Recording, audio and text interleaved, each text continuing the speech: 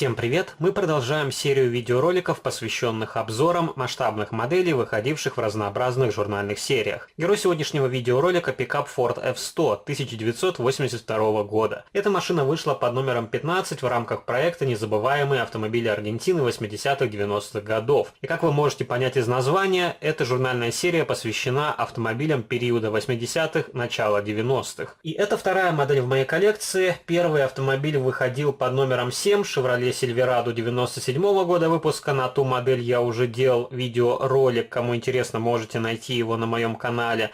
И я покупал в свою коллекцию 5 масштабных копий, но 3 модели пришлось вернуть обратно в магазин из-за низкого уровня покраски. И было очень много мусора в лакокрасочном покрытии, и у одной модели были пятна клея на самых видимых местах. Я планирую купить еще несколько пикапов в рамках этого проекта, но пока что их не нашел в открытой продаже в Европе. И эта журнальная серия стартовала 18 февраля 2019 года. Первым автомобилем, вышедшим в рамках этого проекта, был Renault Fuego. Серия на сегодняшний день насчитывает 60 выпусков, и она завершилась 17 июля 2021 года. И последней моделью стал Fiat Fiorino. И в данную журнальную серию входят как итальянские, так и немецкие, французские, конечно, американские автомобили, и есть чисто аргентинские разработки. Я вам для сравнения приготовил еще пару пикапов, которые есть в моей коллекции. Мы сравним их уровень проработки с этой масштабной моделью, и вы в комментариях можете написать, какая масштабная копия вам понравится больше всего. Давайте распакуем блистер, посмотрим на этот замечательный пикап поближе. И здесь у модели довольно большая коробочка, и минус, если вы складируете модели в оригинальной упаковке, потому что они занимают много места, но подобную упаковку можно закрепить на стену при помощи двухстороннего скотча. И такой вариант я видел у одного коллекционера, и подобная техника используется при коллекционировании миниатюрных моделек от Hot Wheels, потому что там ценна модель, когда она в нераспечатанной коробке. На задней стороне упаковки есть различная информация, которая касается производителя. Написано, что модель изготовлена по лицензии Ford. Я уже распаковывал этот блистер, поэтому проблем с изъятием модели у меня не будет. Также есть небольшой фиксационный блистер, который предотвращает повреждение хрупких деталей при транспортировке. И вот так выглядит сам автомобиль. Очень симпатичный синий цвет металлик с мелким зерном. Вполне аккуратная покраска. На лакокрасочном покрытии нету соринок, также нету видимых пятнышек клея, во всяком случае на этом экземпляре. Стеклышки заляпаны транспортировочным силиконом. Черный неокрашенный салон. При желании вы можете его окрасить самостоятельно. Зеркала и облицовка радиатора здесь выполнены в хроме, а бампера просто покрашены серебристой краской. Тоже странное решение. Можно было покрасить бампера хромом, но опять же такой вариант тоже смотрится вполне прилично. На крышке багажника есть надпись Ford. Ручку тоже обозначили серебристой краской. Задние фонарики из прозрачного пластика. Они полностью красные, но выделили огни заднего хода. В кузове присутствует запаска. У нее отдельная покрышка. И в отличие от запасного колеса на Chevrolet Silverado, здесь запаска выглядит более презентабельно. Там была пластиковая деталь, составная из двух половинок. Хотя покрышка здесь тоже довольно криво установлена. Нужно будет посмотреть, что мешает ей сесть на обод колеса. Скорее всего, заусенец или облой на детали. Что мне понравилось на этом пикапе, так это поворотники в передних крыльях. Их сделали в виде прозрачных оранжевых элементов. Зачастую такие мелкие детали просто обозначают краской, а здесь раскошелились и сделали более презентабельный вариант. Хотя сэкономили на другом. Например, здесь фары как и у большинства журнальных моделей, с черными точками. В этом плане осветительная техника мне больше понравилась у Chevrolet Silverado. Добавили номерной знак. И давайте открутим модель от подставки. Покажу, как у нее сделана нижняя часть. Сам автомобильчик разбирать сегодня я не буду, потому что плашка здесь крепится при помощи 4 крепежных винтов. Также есть вот такой фиксатор. Скорее всего, просто декоративный элемент, чтобы спрятать крепежные винты. И как раз вы можете видеть 4 крепежных элемента.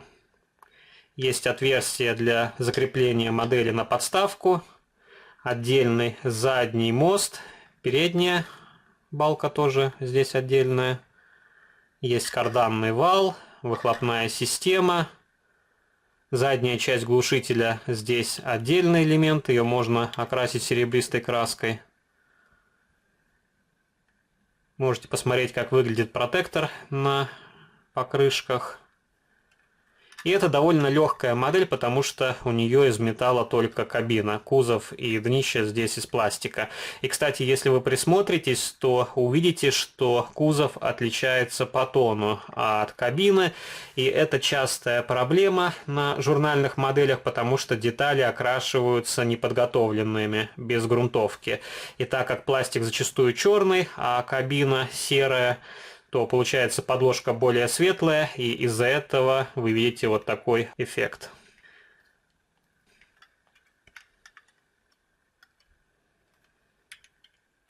А так это вполне хорошая модель, которая мне понравилась. И покажу вам для сравнения еще пару пикапов.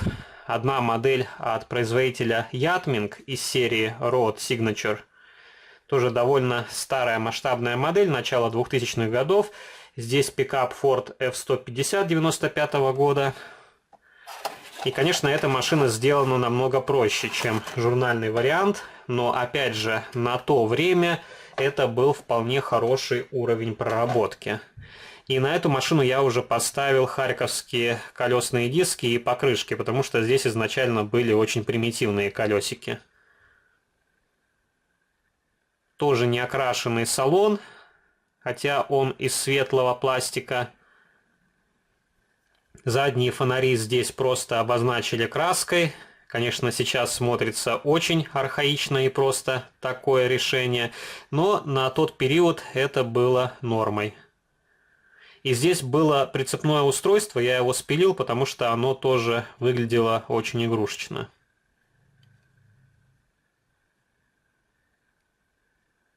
И, по-моему, самостоятельно раскрашивал переднюю светотехнику и обозначал поворотнички.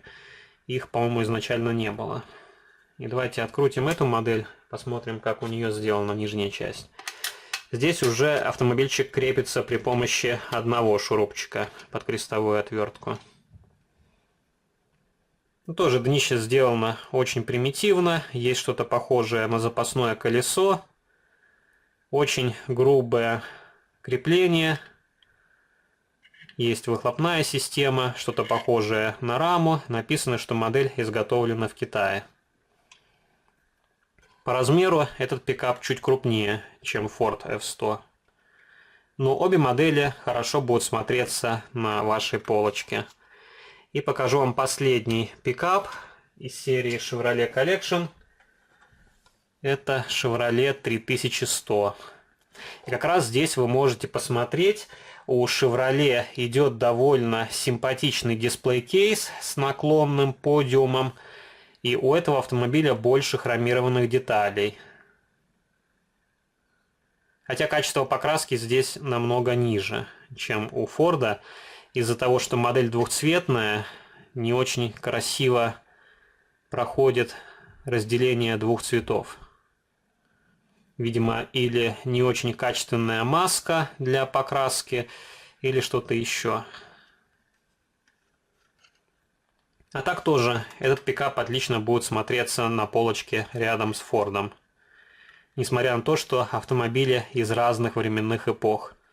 Вот такой вполне хороший пикап, который может занять достойное место в вашей коллекции, если вы поклонник американских автомобилей. Пишите ваши комментарии, что вы думаете об аргентинской журнальной серии и о данном пикапе в частности. Если вам понравился данный видеоролик, не забывайте поддержать его лайком. Вступайте в мои группы в социальных сетях ВКонтакте и Фейсбуке. Жмите на колокольчик, если вы не сделали этого раньше, чтобы не пропустить уведомления о выходе новых видео на этом канале. И также можете подписаться и заглянуть на мой второй канал, там тоже выкладываются видеоролики на масштабные модели из моей коллекции. А на сегодня это все. Пока-пока.